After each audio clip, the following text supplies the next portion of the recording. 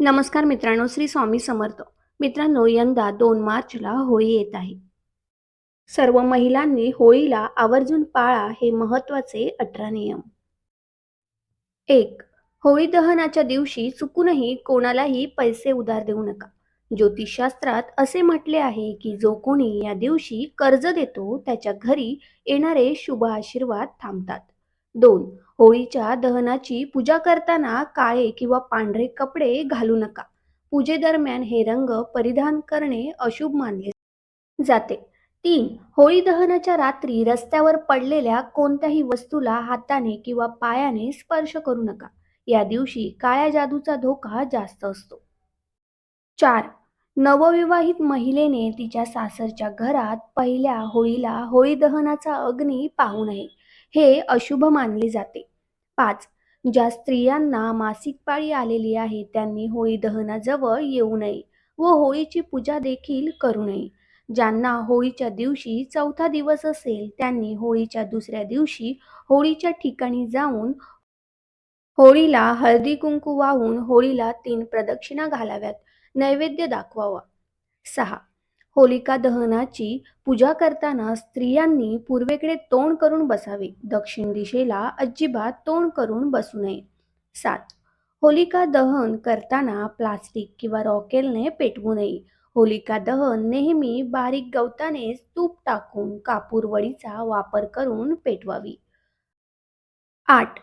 होळीच्या दिवशी चुकूनही घरात मांसाहार बनवू नये. त्याचप्रमाणे मद्यपान देखील करू नये. 9. ज्यांना सुतक असेल, मासिक धर्म असेल त्यांनी होळीची पूजा करता येणार नाही. मासिक पाळीचा चौथा दिवस असेल तर पूजा करू नये. होळीच्या दिवशी 5वा दिवस असेल तर महिलांनी डोक्यावर पाणी घेऊन घर स्वच्छ करून घरात सर्वत्र गोमूत्र शिंपडावे आणि मगच होळीची पूजा करावी. 10. होळीच्या दिवशी घर स्वच्छ ठेवावे. कुठेही घाण करू नये.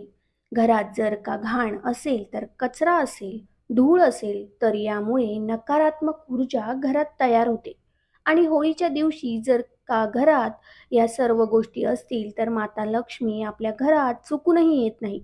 माता लक्ष्मी घरातून निघून जाते. 11. होळीच्या दिवशी बाहेर मोठ्या प्रमाणात तांत्रिक क्रिया केल्या जातात.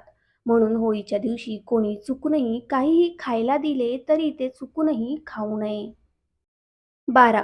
होलिका दहन आनंदानेच करावे. या दिवशी आणि दुसऱ्या दिवशी कोणी रडू नये किंवा कोणाला अपशब्द बोलू नये. कोणाचाही अपमान करू नये. कोणाशी भांडू नये. होळी हा सण वाईटावर विजय प्राप्त करण्यासाठी साजरा केला जातो. 13. होळीच्या दिवशी होळीची राख पुरुषांनी कपाळाला लावायची आहे आणि महिलांनी गळ्याला लावायची आहे. यामुळे आपली कीर्ती वाढते, प्रगती वाढते. 14.